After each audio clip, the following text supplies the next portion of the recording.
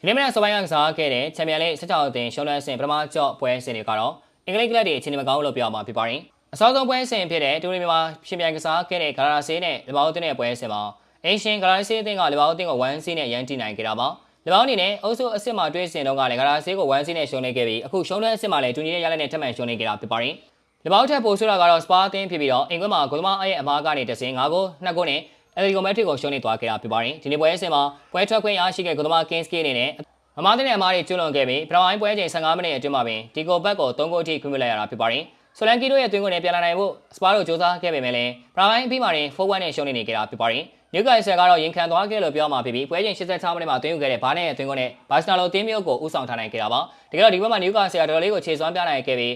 ဒီတာအဆုံးသက်တည်ကြခဲ့ရင်3-4ဂိုးလောက်ပြတ်သွားနိုင်တာဖြစ်ပါတယ်။ဒါပေမဲ့ကန်နီယာကကိုယ့်ဘက်မှာမရှိတဲ့အခါနာကျင်ချောမှာပနတီပေးလိုက်ရပြီးဒီပနတီကိုရာမေကသွင်းယူသွားခဲ့တာကြောင့်ပထမချက်ကတော့1-1နဲ့ဖလန်ဖြစ်သွားခဲ့ပါတယ်။ဒီနေ့ညမှာကစားမယ့်ပရီးမီးယားလိဂ်ကလပ်တွေကတော့ဘယ်လိုအခြေအနေထွက်ပေါ်လာမလဲဆိုတာကတော့ဆက်လက်စောင့်ကြည့်သွားရမှာဖြစ်ပါတယ်။ Export ကနေတင်ဆက်ပေးနေပါတယ်ကျွန်တော်ကတော့အောင်ခန့်ပါ